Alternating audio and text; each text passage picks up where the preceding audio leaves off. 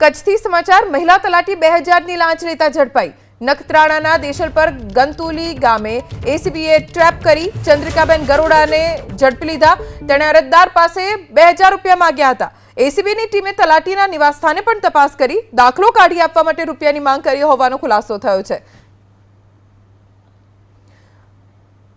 हाल तो चंद्रिकाबेन गरोडानी सामे कायदेकीय कार्रवाई शुरू कर देवामां आवी छे। एसीबीए छटकू गोठव्युं अने तलाटीने झड़पी लीधा।